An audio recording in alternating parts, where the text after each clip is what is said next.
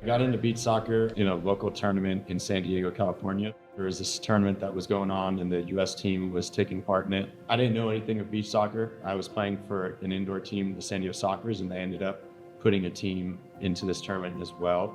Played a few games, didn't end up playing the national team, but after that first tournament, I kind of started doing a little research on it. It really opened up my mind with that beach soccer was a worldwide sport, and I kind of wanted to get involved and see what that was about. There was another tournament that's in Oceanside, California.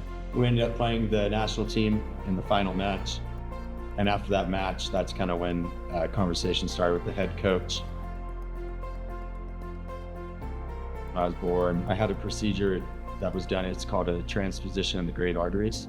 Immediately, the doctors knew something was wrong and just took me from my mom. So I wasn't getting oxygen to the blood. There was a standard procedure that they did, this surgery, that wouldn't necessarily allow me to have a normal life playing sports or doing anything like that.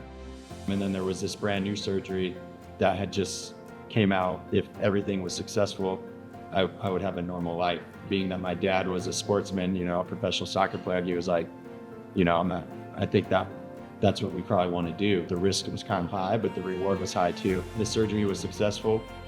When I was a sophomore in high school, something came up where my pulmonary artery, it was narrow where they had stitched it from the original surgery. And so I wasn't getting enough blood to the heart.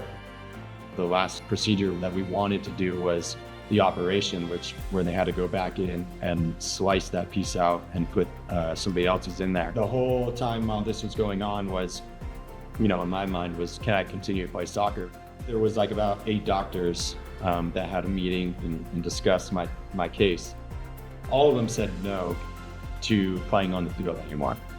They said, okay, well, what about playing goalie? And 4 of them said yes, and 4 of them said no. I was like, all right, well, it looks like I'm going back in the goal. I had the best trainer I could ever ask for and goalkeeper in my corner, so I took it full force, and here I am.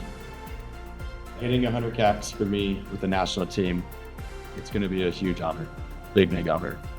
It's very, very difficult to hit 100 caps because the amount of games that we play on a yearly basis is not many, or you play 9 matches. If you play more than that, it's a bonus.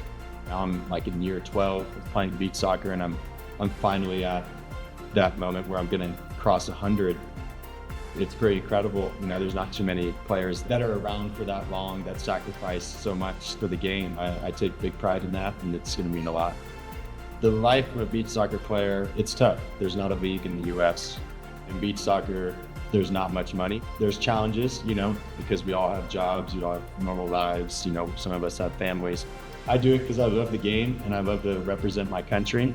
My dad was a professional soccer player, one of the best goalkeepers in Hungary.